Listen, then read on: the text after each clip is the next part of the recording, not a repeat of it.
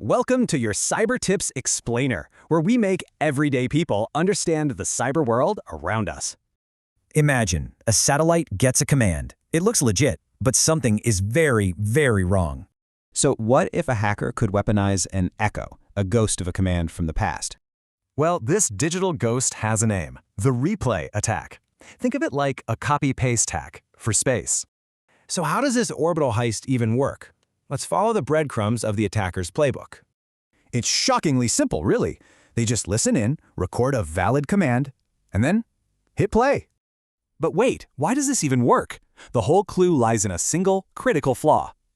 See, these vulnerable systems just don't check if a command is fresh or if it's expired.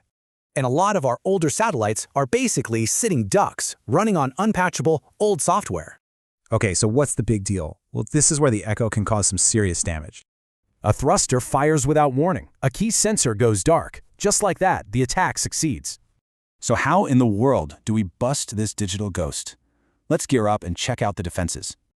The solutions are kind of like a ghost trap for signals, using modern crypto and authentication tricks. Timestamps are key.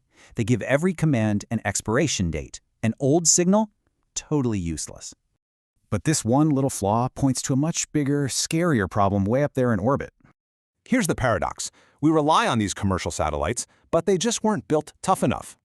Remember the 2022 Viasat hack? That was a huge wake-up call, the first shot of a new kind of war. Think about it. One simple replay attack could cause a catastrophic collision, a real nightmare scenario. So here's the real question. Our entire future is up there. Are its defenses stuck back on the ground? Binge on our playlists on a watch marathon to become a cybersecurity expert. Subscribe to this channel, like and share this video with someone you deeply care about to have a foolproof cyber defense.